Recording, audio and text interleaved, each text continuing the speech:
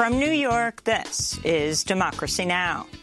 The IPCC report in August was a wake-up call for all of us.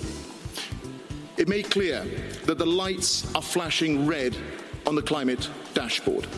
The UN Climate Summit has opened in Glasgow, Scotland. It's being called the last best hope to tackle the climate emergency. It's such a crucial turning point, and at COP, I want to see action. Enough of the empty promises. We have to see action in line with 1.5 degrees targets, which countries haven't met since they signed the Paris Agreement. We'll speak to leading climate activists in England and Scotland. Plus, look at how this year's climate summit may be the whitest and most privileged one ever, with thousands from the global south unable to attend because of lack of access to COVID vaccines and visa issues.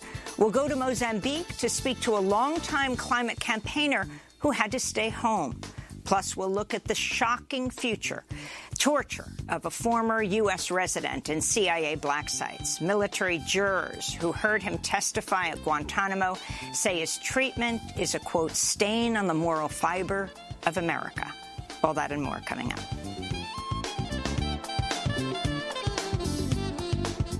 Welcome to Democracy Now!, democracynow.org, the War and Peace Report. I'm Amy Goodman. World leaders and activists have arrived in Glasgow, Scotland for COP26, the critical United Nations summit aimed at averting the most catastrophic effects of the climate emergency. A recent UN emissions gap report showed current contributions and commitments by nations to reduce emissions are not nearly enough to avert a planetary disaster. This is UN Secretary-General Antonio Guterres. There is a serious risk that Glasgow will not deliver. Several recent climate announcements might leave the impression of a rosier picture. Unfortunately, this is an illusion. The current nationally determined contributions, formal commitments by governments, still condemn the world to a calamitous 2.7-degree increase. There are serious questions of credibility. We see dangerous levels of mistrust among the big powers, among members of the G20, between developed and developing countries.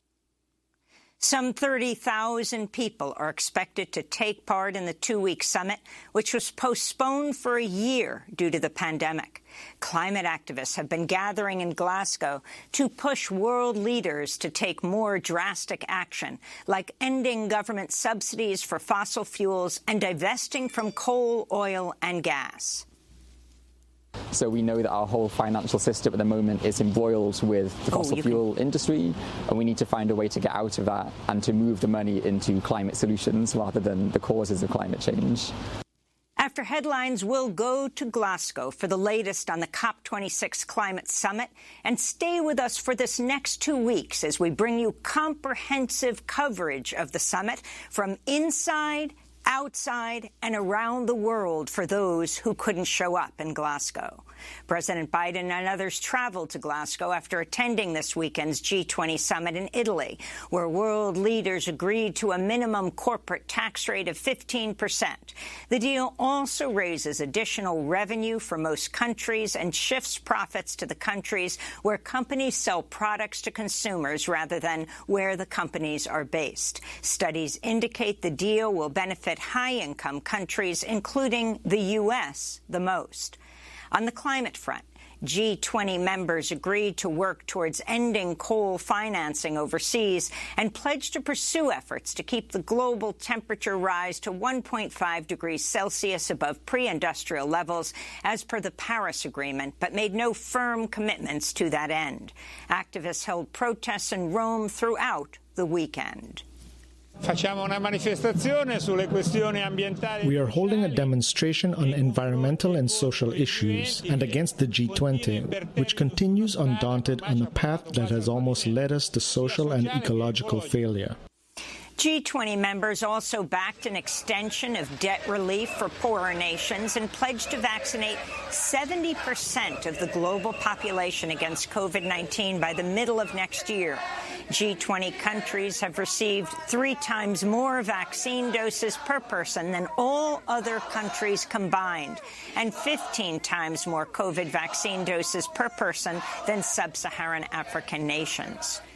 Over 5 million people around the world have died of COVID-19. This according to a tally of reported deaths kept by Johns Hopkins University.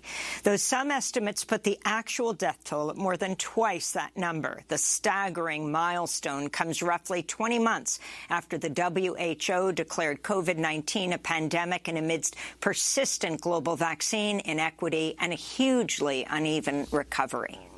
Here in the United States, the Food and Drug Administration granted emergency use authorization for Pfizer-BioNTech's coronavirus vaccine in children 5 to 11. The Centers for Disease Control is expected to swiftly sign off on the move, making the shots available for some 28 million children as early as this week.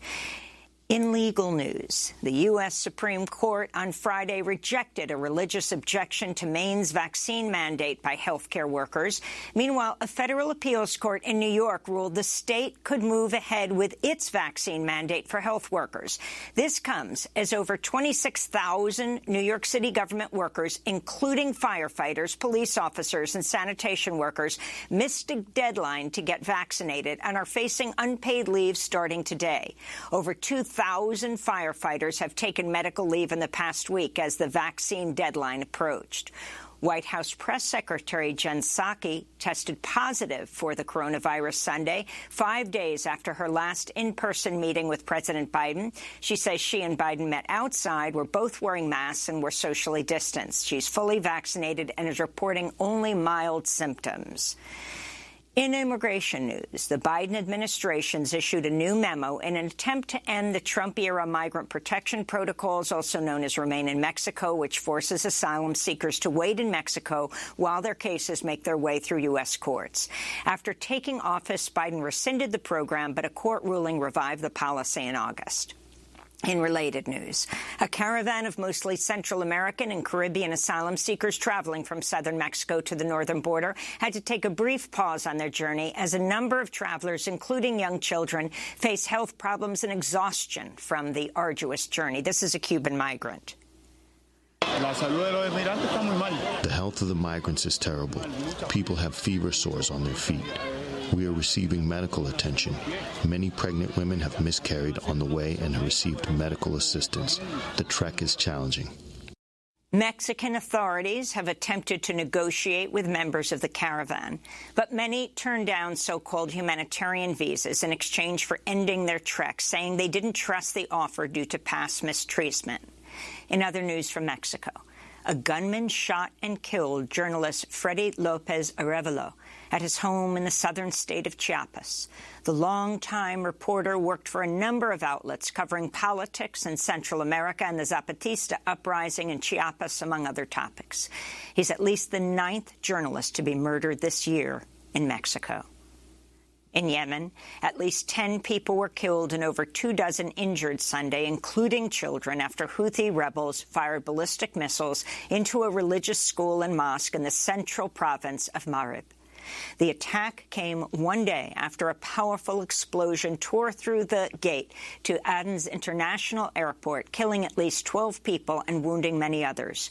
Witnesses said the source of the blast was a small truck carrying fuel. It's not known if the explosion was intentional.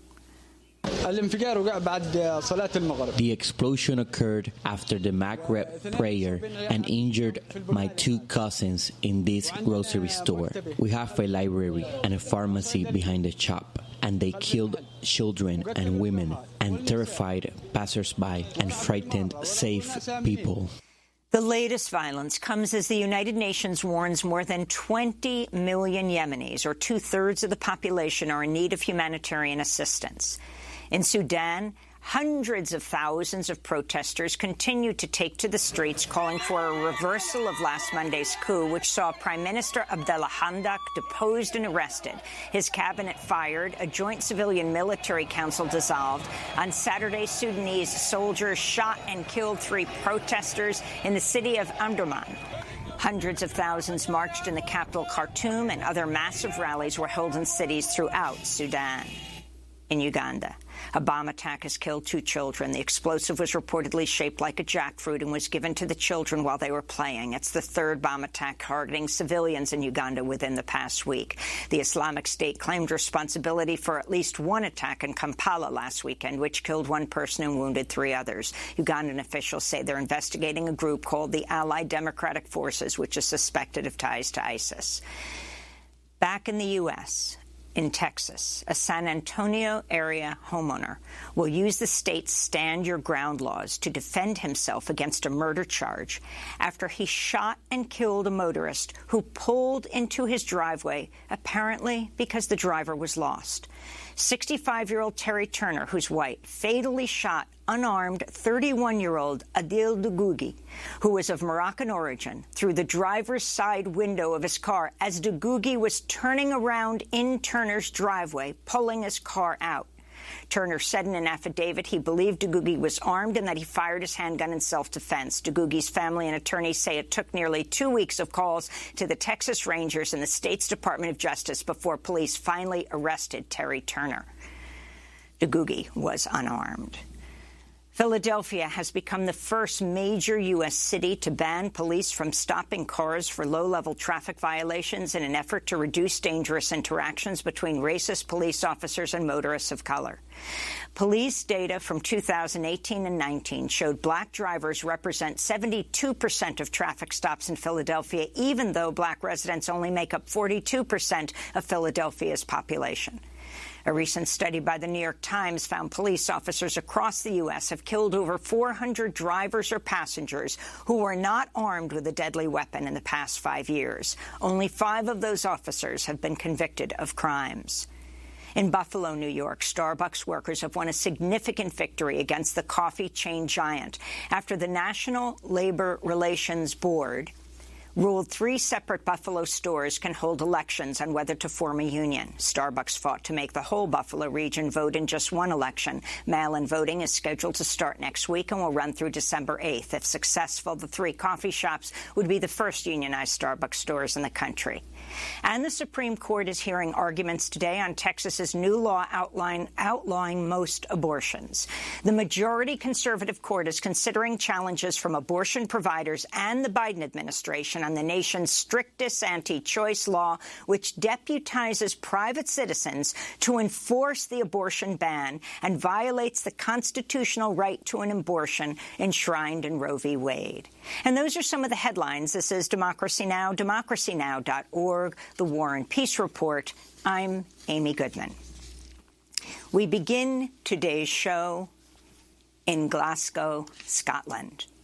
President Biden and 120 other world leaders are gathering in Glasgow for the start of the UN Climate Summit. The head of the summit, Alok Sharma, said this marks, quote, our last best hope to address the climate emergency and to limit global temperature rise to 1.5 degrees Celsius. Sharma spoke Sunday as the summit began. The IPCC report in August was a wake-up call for all of us. It made clear that the lights are flashing red on the climate dashboard. That report, agreed by 195 governments, makes clear that human activity is unequivocally the cause of global warming. Leaders of the group of 20 wealthiest nations, which together are responsible for 80% of the world's greenhouse gas emissions, met in Rome ahead of the COP26 climate summit. The G20 leaders pledged to try to limit global temperature rise to 1.5 degrees Celsius, but did not offer specifics on how to achieve that goal. A recent UN emissions gap report showed current contributions and commitments by nations to reduce emissions are not nearly enough to avert a planetary catastrophe. Some 30,000 people are expected to take part in the 2-week summit, but many warn Glasgow will be the whitest and most privileged climate summit ever, with thousands from the global south unable to attend because of lack of access to COVID vaccines and visa issues. Climate activists are planning 2 weeks of actions, including a major rally on Saturday. In London, climate activists, including Greta Thunberg, rallied outside the offices of Standard Chartered Bank on Friday to protest financial institutions funding fossil fuel extraction. This is Filipino climate activist Mitzi Janelle Tan. The Philippines is one of the most climate-vulnerable countries in the world to the climate crisis, and Standard Chartered Bank is fueling most of that destruction in our country. They are the biggest international bank that is funding the most fossil fuel companies in my country, the Philippines, which is ravaged by typhoons year after year. They've brought destruction to our doorstep, so we're here at their doorstep to demand for justice and to demand them to defund climate chaos. For the next 2 weeks, we'll bring you comprehensive coverage of what's happening in Glasgow, as we have for every UN climate summit since Copenhagen in 2009, featuring voices inside the COP, that's the Conference of Parties, climate activists protesting outside, and advocates from the Global South who couldn't travel to Scotland during the pandemic. Think of this as your global climate kitchen table, where we all gather round and discuss these critical issues. We begin our coverage by going inside the UN Climate Summit in Glasgow to speak with Asad Rehman. He's the executive director of War on Want and lead spokesperson for the COP26 coalition, which is hosting a counter-summit next week in Glasgow. It's great to have you with us, Asad. Can you start off by setting the scene for us? In just a few minutes, right after the broadcast of Democracy Now!, President Biden will be addressing the global summit. The opening is happening as we speak right now.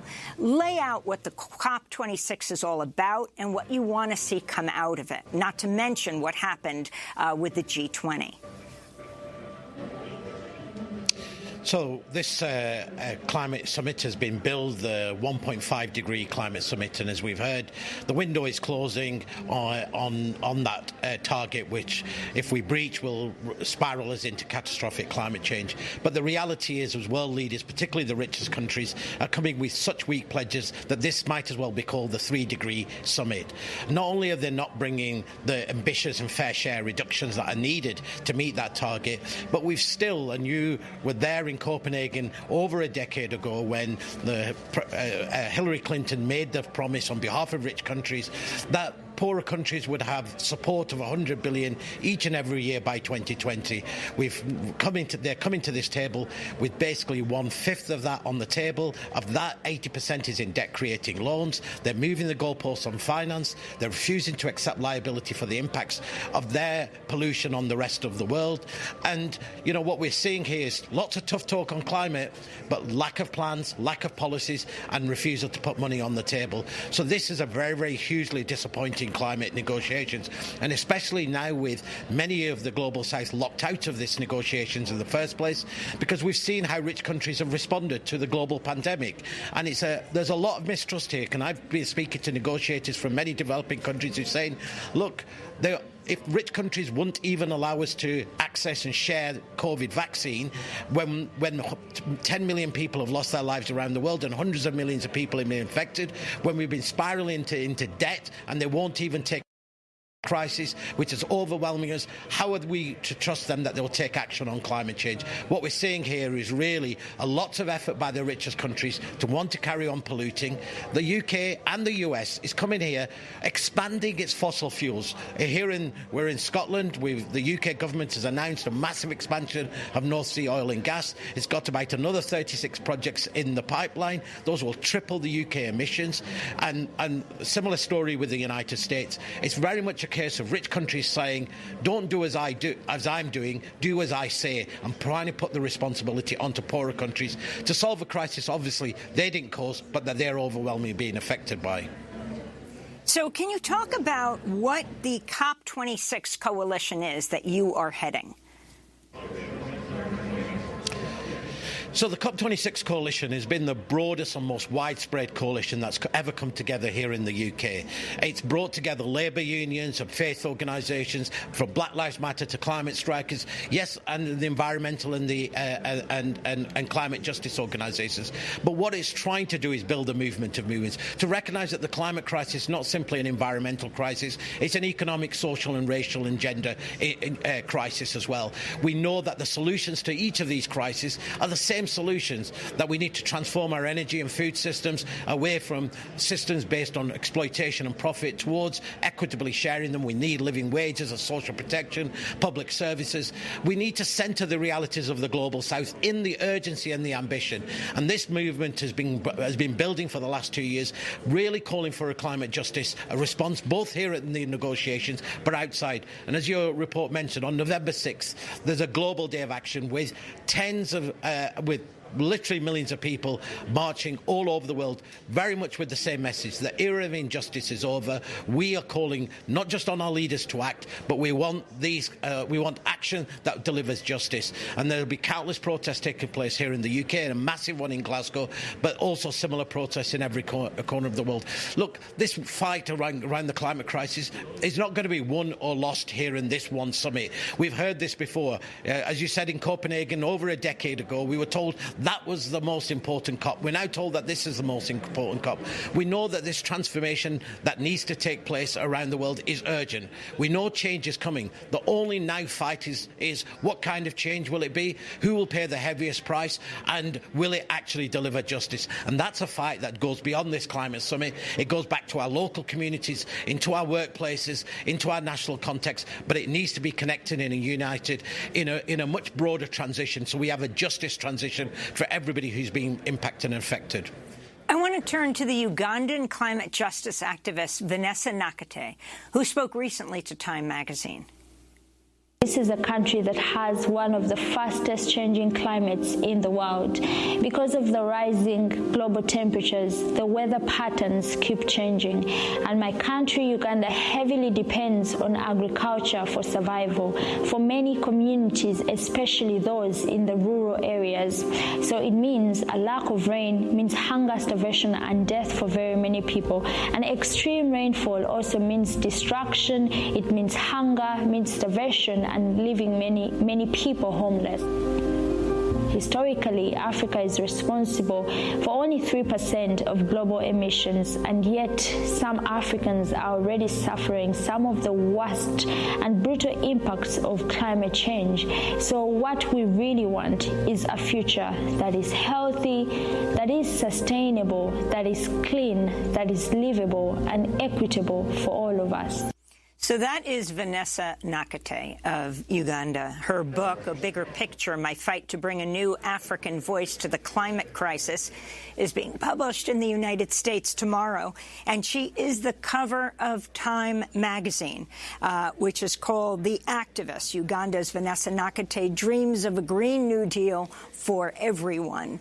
If you could talk about what that means, and earlier you mentioned, Asa, the issue of people not getting in. Can you talk about the visa process and how difficult it is from the Global South? We'll be talking with... we'll be talking in just a few minutes. We're going to be going to Mozambique and talk more about this. So I think this is one will go down as one of the poorest planned climate summits. It's been a summit that global civil society called for it to be postponed because we're in the midst of a health pandemic.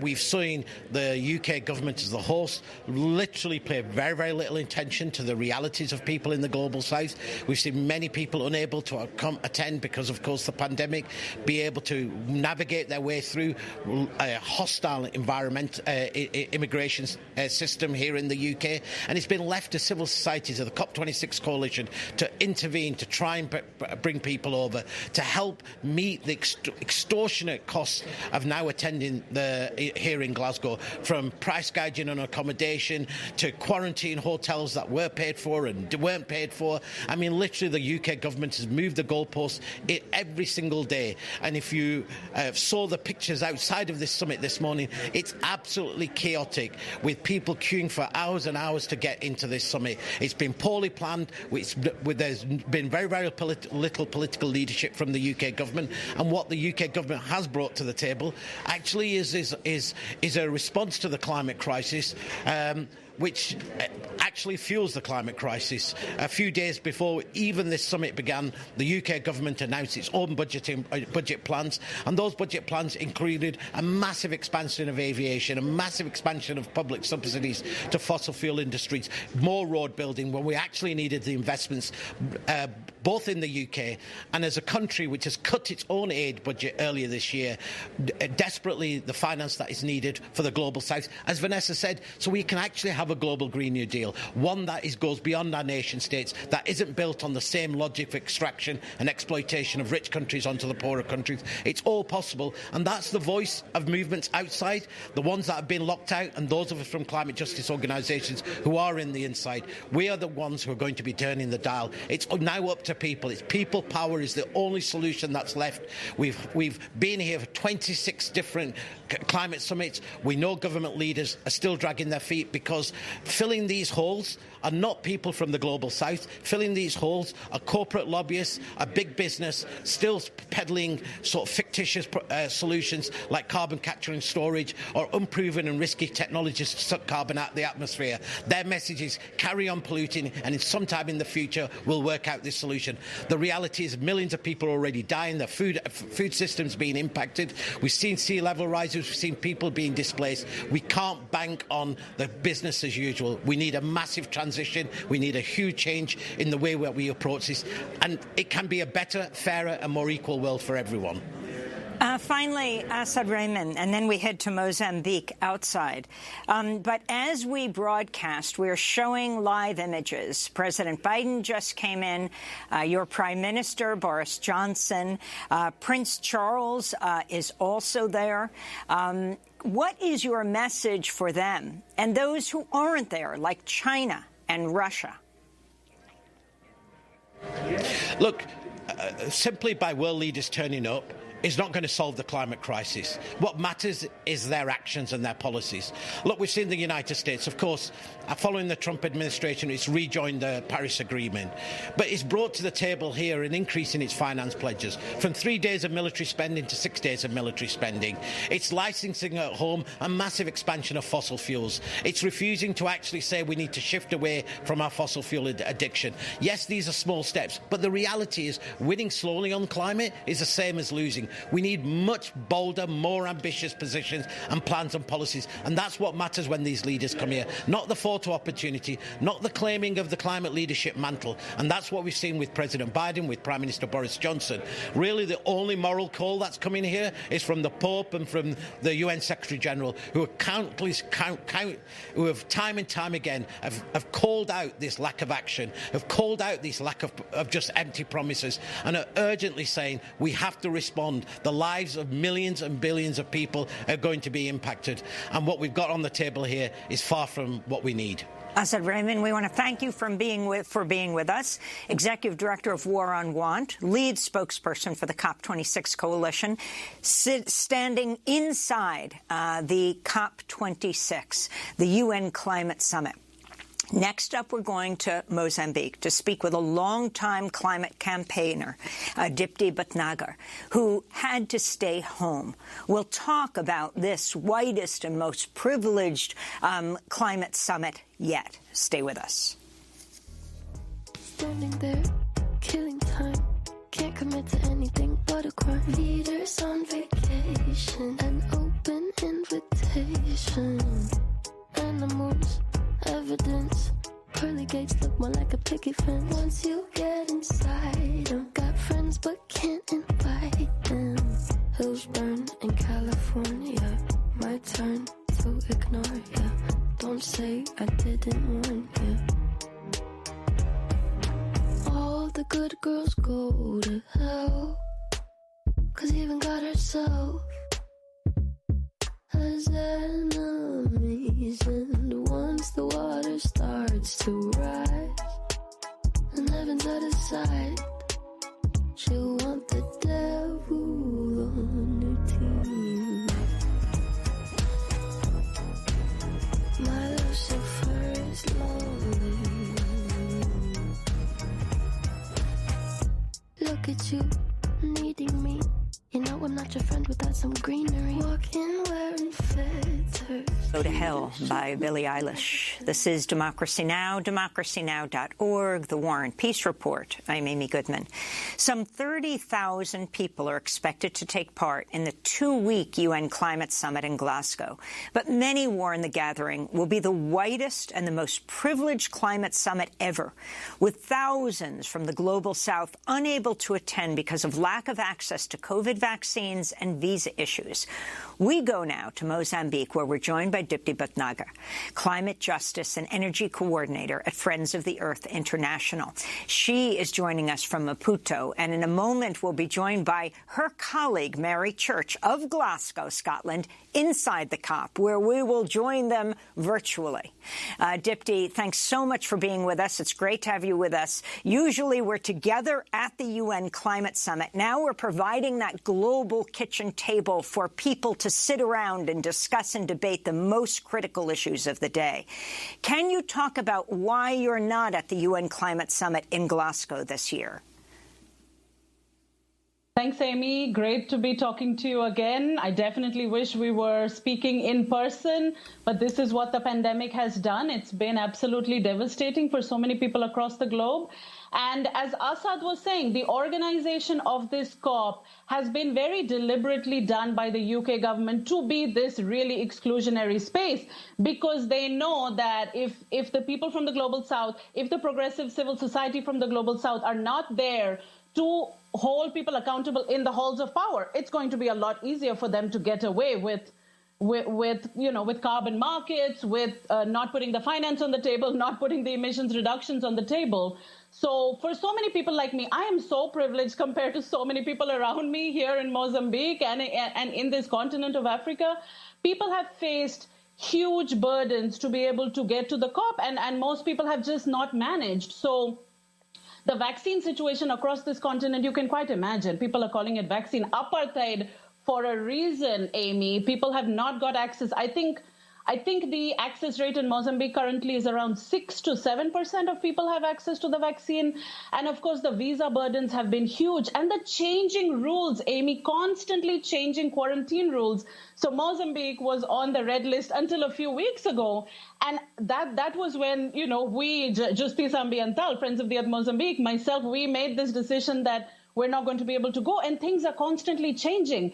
And today, Amy, the red list has been ended by the UK, and those who were still on the red list, who were planning to go and do the managed quarantine, which was supposed to be paid for by the UK government. Today, the red list has ended. The quarantine hotel is not going to be paid anymore. So people who are already on their way have to now find accommodation of their own. This is just one example of the type of barriers that have been put on the table, for which reason so many people who usually go there, because the COP is an exclusive space at the best of times, but people who usually go there, many have not been able to make it. And that's why what is going to come out of this COP, because the people who need to be there, who need to hold people accountable, are not going to be there.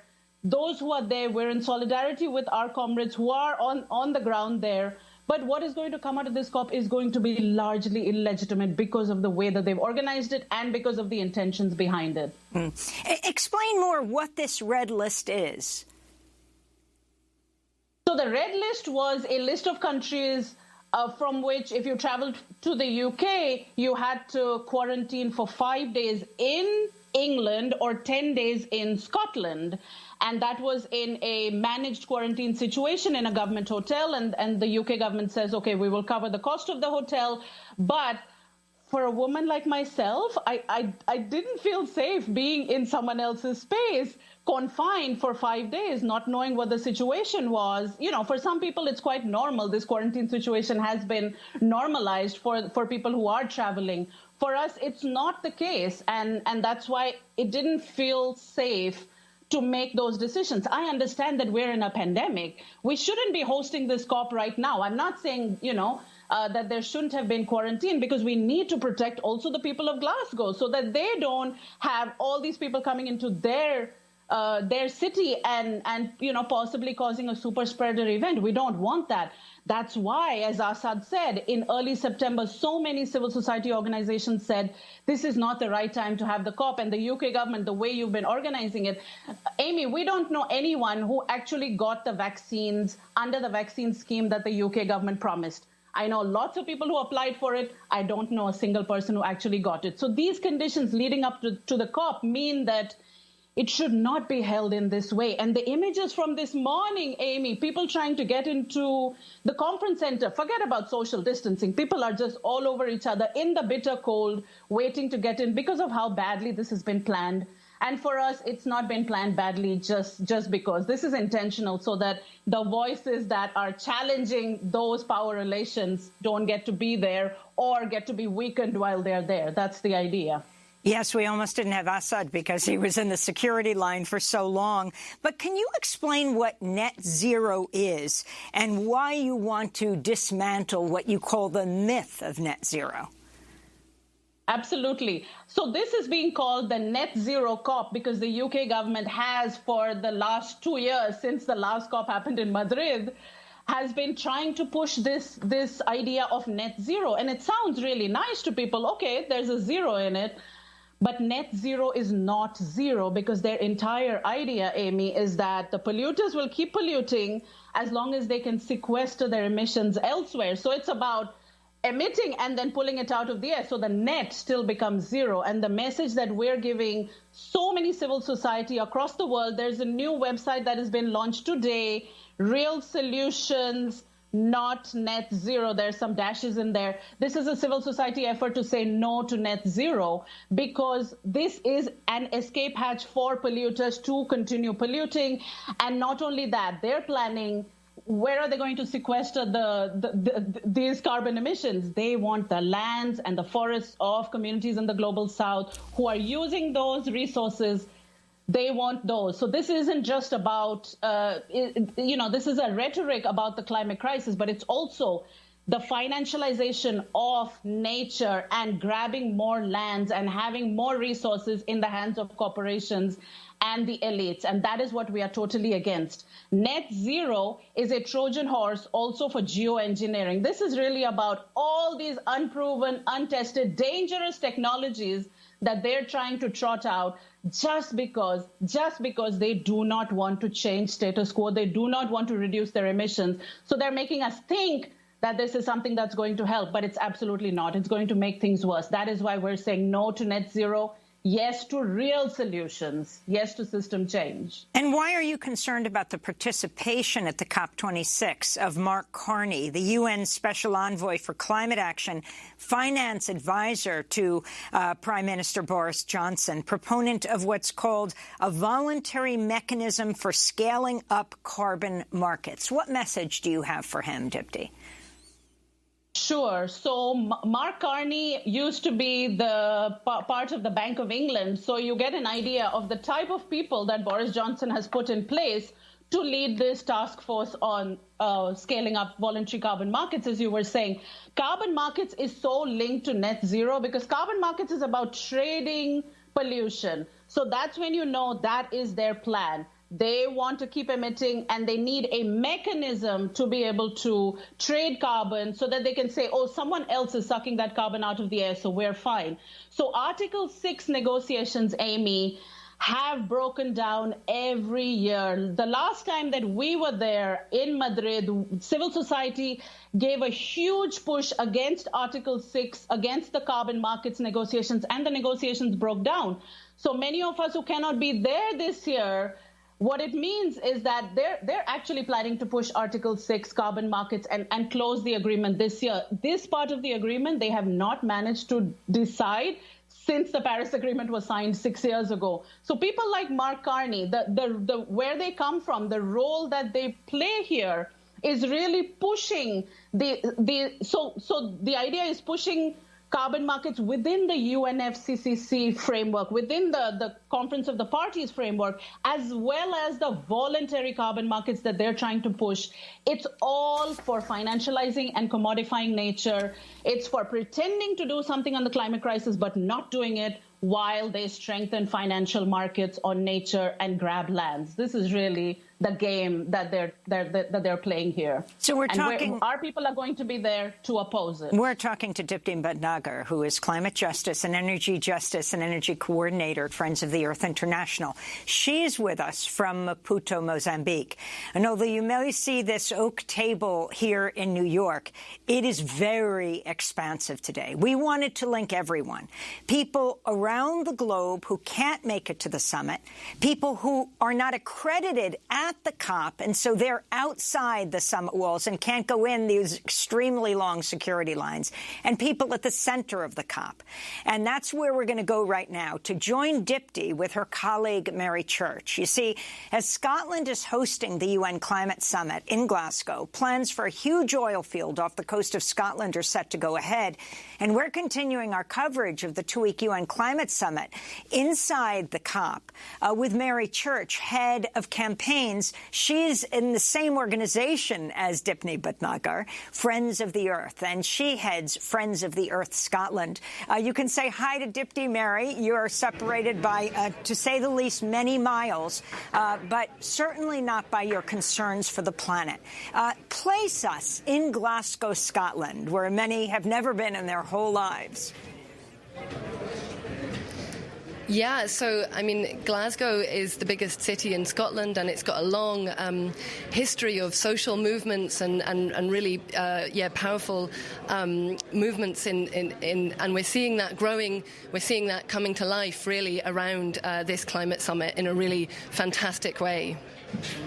So, can you talk about what it means that Dipti can't come, that this climate summit, unlike last year when it was cancelled, is being held in the midst of a pandemic, and then what you're trying to bring into the COP from outside, from Scotland, and the struggles you're dealing with there?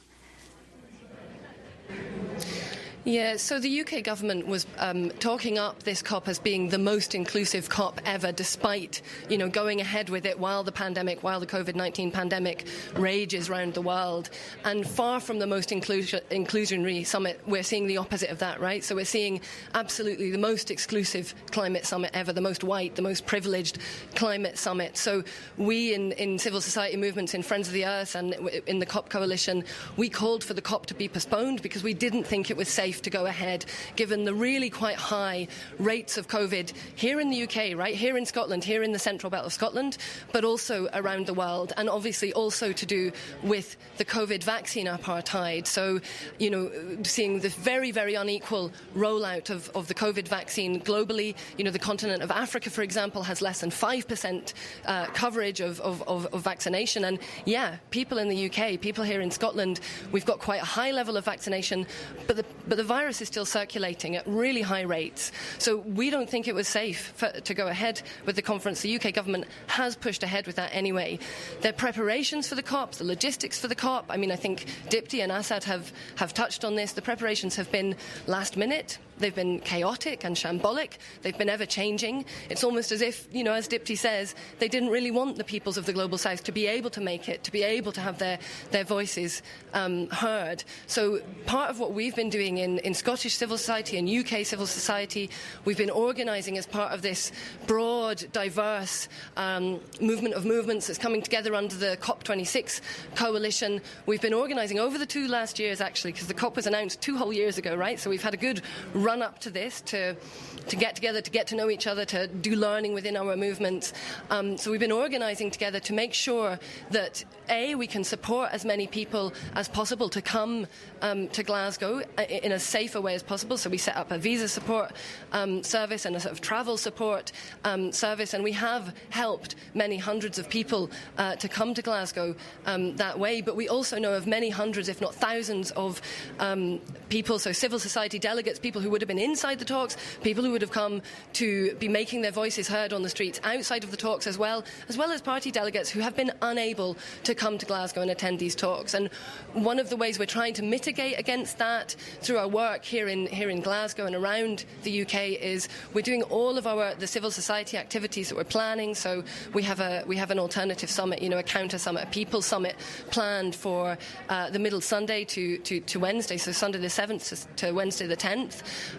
That summit will be run in a hybrid way, right? So that people who haven't been able to travel to Glasgow from the Global South can still get their voices heard through that summit, yeah? So we'll be doing everything that we can in this dual sort of in-person and hybrid way. So on Sunday, climate justice activists interrupted COP26 President Alok Sharma at the closing ceremony of the Youth Summit. This is what he said and what happened. And on every occasion, Alok Sharma, you are a hypocrite. What do we want? What do we want? No! What do we want? Climate justice! What do we want? No! What do we want? Climate justice! Do we want it? No! Alok Sharma and the UK government are hypocrites. They are opening the new Cambo oil field. They subsidise billions into fossil fuels, yet won't look after the workers who need a just transition. Where is the support for countries in crisis as a result from our colonial history? The interruption of Alok Sharma, the COP president, while he was speaking, and they're saying Alok Sharma and the UK government are hypocrites. They're opening the new Cambo oil field. They subsidize billions into fossil fuels, yet won't look after the workers that need a just transition. Mary Church, can you explain what exactly they're talking about?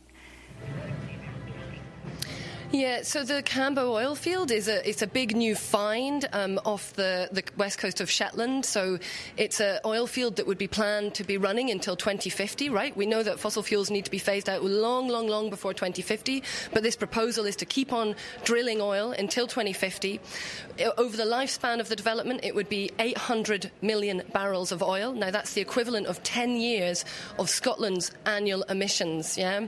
And this is a proposal by Shell and Siccar Point Energy, and it's seeing an awful lot of opposition. So, there's a really strong movement growing to stop Cambo. This is a UK government decision, so the oil field is based off the coast of Scotland. It's a UK government decision. It's had an initial exploration licence, and now there's the decision that needs to be made as to whether the project can go forward into development, right, into actual extraction of the oil. So that's the decision that the UK government ministers are sort of poised to make. As we understand it, they're poised to green light that, right? They haven't made the decision before COP, perhaps understandably because of all the criticism, if they were to go ahead with it, that would come with that. And only yesterday we saw the Scotland Secretary, so that's a UK government post, but we saw the Scotland Secretary, Alistair Jack, saying 100% the Cambo field needs to go ahead, which is absolute hypocrisy. So UK government claims this mantle of climate leadership, and even the IEA, the International Energy Agency, has said they're not exactly the most sort of radical organisation on the planet, but even the IEA, the International Energy Agency, have said no more fossil fuels, no more investment in fossil fuels if we want to have any chance of limiting warming to that critical 1.5 threshold. So it's almost unthinkable that the presidency, the UK as presidents of this COP that's pitted as, being pitted as the last chance to turn things around and avoid 1.5, is even contemplating green-lighting a project of this scale. And I would like to also say, the Scottish government, it's not a Scottish government decision to give the go-ahead to Cambo, but, and our First Minister here in Scotland, Nicola Sturgeon, she is perhaps a more credible voice on the climate than Boris Johnson, for example. But even Nicola Sturgeon hasn't actually said no to the Cambo oil field, right? We've seen some welcome moves from the Scottish government recently. So last Monday, the First Minister signalled that the Scottish government could no longer support this UK-wide policy of maximising economic recovery of oil and gas, right? That is written into UK law, right? Maximising economic recovery of gas, squeezing every last drop out of the North Sea, right? And finally, the Scottish government have stood up and said, OK, that is incompatible with meeting our climate target. So that is a small but important, really welcome move from the Scottish Government. But what we need to see now is Sturgeon going further and supporting a ban on all new fossil fuel infrastructure, all new fossil fuel projects, saying no to Cambo, being really outright in opposition to Cambo, and moving on. You mentioned just transition earlier, so really moving on from the rhetoric on just transition and actually delivering on a just transition for the workers and the communities whose livelihoods are really dependent on the oil and gas industry, at the UK level, but particularly in Scotland, right? The North Sea oil and gas industry is a hugely important part of the national economy. So how do we make sure that those workers and communities, that their experiences, their skills, their knowledge is at the centre of how we move away from fossil fuels to a renewable energy economy, and also that they're protected, right? Their livelihoods are protected as we do that transition. Because, we've seen energy transitions in this country before, right?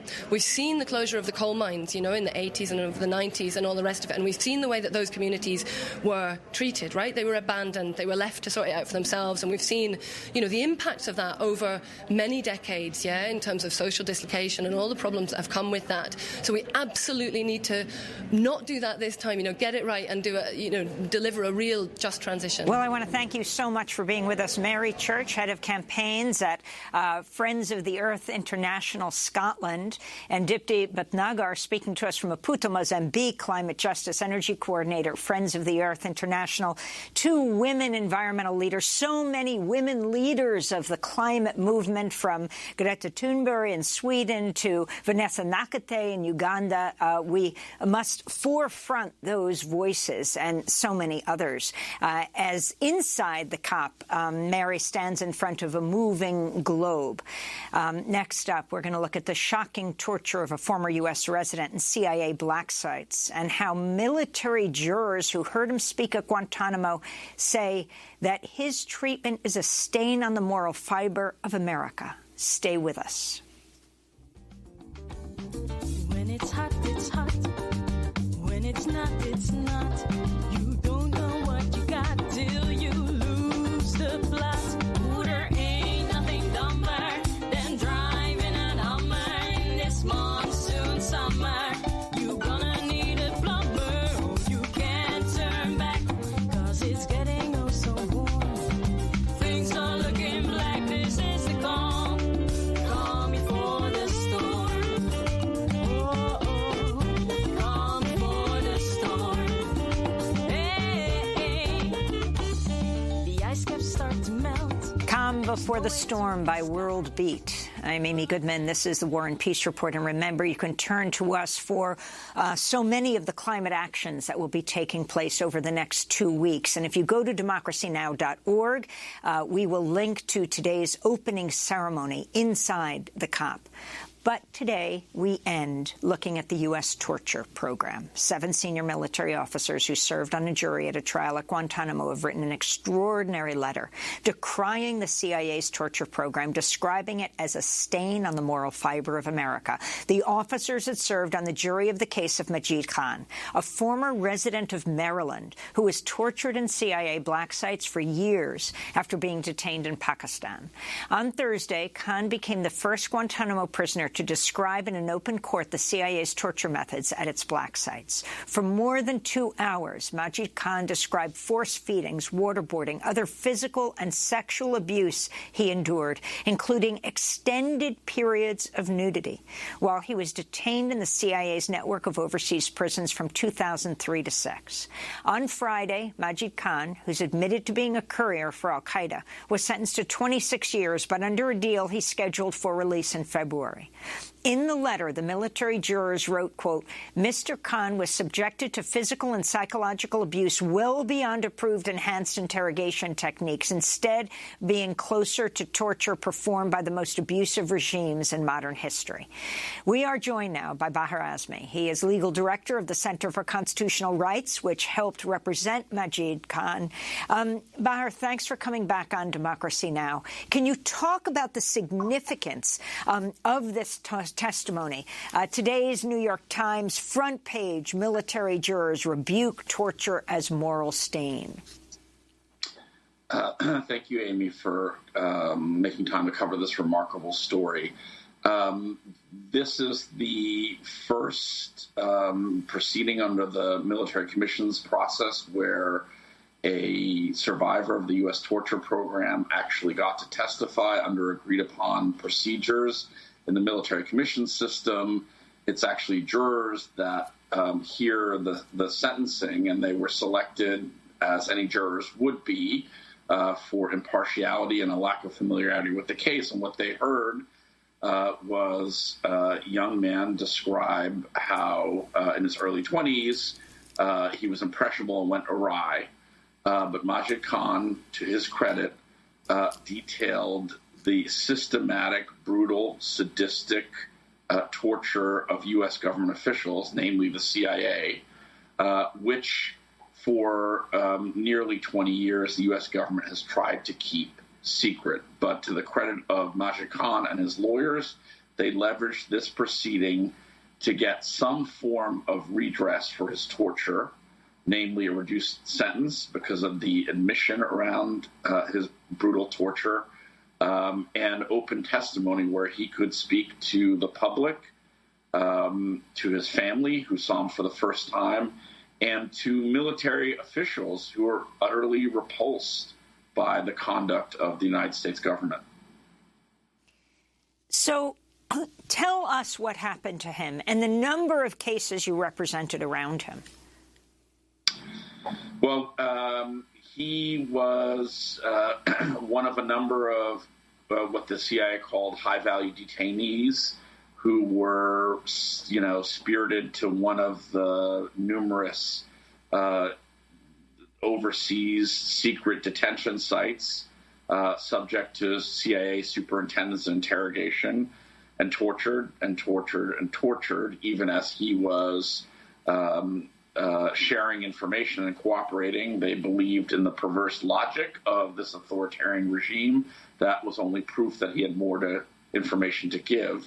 And then he was ultimately transferred to Guantanamo in 2006 after the Supreme Court intimated that holding people in secret CIA detention would violate the Geneva Conventions. So at that point, the Center for Constitutional Rights chose to represent him among, nearly 24 other detainees in different parts of the U.S. detention program. And he and his lawyers fought consistently to get some sort of recognition and documentation about his torture. And over again, a little bit more of the iceberg was revealed. And as much as he was able to share, it's still just the top part of the iceberg. The Senate Select Intelligence Report regarding torture hasn't been fully declassified.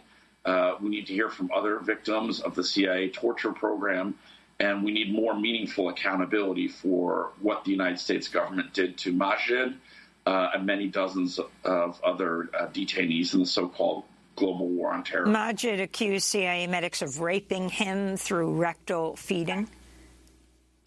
Yeah, that's been documented, and there's a level of sadism here that happened when the United States abandoned any commitment to legal constraint and turned over. I mean, I think what's interesting here is that this is the U.S. military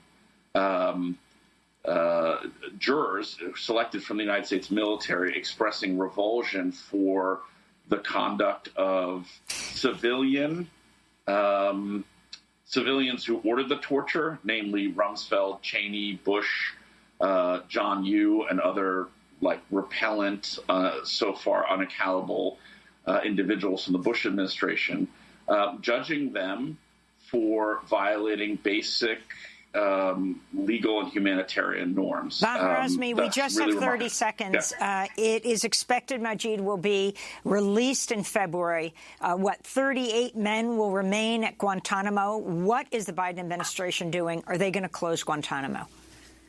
I think they are supposedly working behind the scenes, but they need to do far more to ensure the safe release or transfer of all 38 detainees, including Majid Khan, and in his case, to be sent to a place where he's free, will have emotional, psychological support, and connection to his family. Well, I want to thank you so much for being with us. Bahar Azmi, Legal Director of the Center for Constitutional Rights. That does it for our show. Democracy Now! Is currently accepting application for a Director of Finance Administration, also Human Resources Manager. Check it out at democracynow.org. And stay with us throughout these 2 weeks. Democracy Now! Is your place for the UN Climate Summit and everywhere around the world. I'm Amy Goodman.